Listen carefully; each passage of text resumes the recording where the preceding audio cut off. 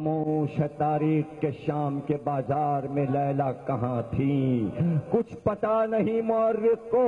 ہاں جب مدینہ آیا تو مورخ کو کچھ پتا چلا، اور وہ بھی کب پتا چلا؟ جب عید کا دن آیا تو تمام دشمنان اہل بیت محلہ بنی ہاشم کے پاس آ گئے۔ دیکھیں تو صحیح یہ کربلا والے اب عید کیسے منائیں گے۔ صبح ہوئی، تمام بیبیاں کالی چادروں میں نکلی اور روضہ رسول پہ پہنچی اور زری کو گھیر لیا اور قبر نبی پہ جا کے آواز دی، یا رسول اللہ آج عید ہے،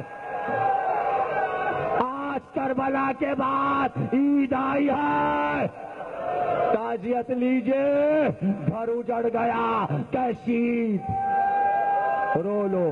آخری جملے ہیں تقریر کے، یاد کرو علی اکبر کو، جوان حسین کے لال کو یاد کرو، اور راوی کا نام لکھا ہوا ہے۔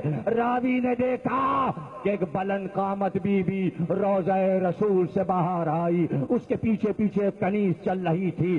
راستے میں چلتے چلتے وہ بی بی ایک بار اپنے سینے کو پکڑ کے زمین میں بیٹھ گئی اور ایک بار چیخ کے رونے لگی۔ آگے بڑھا راوی اور کنیز سے کہا، یہ کون ہے، یہ کون ہے جو راستے میں رک کے رو رہی ہے؟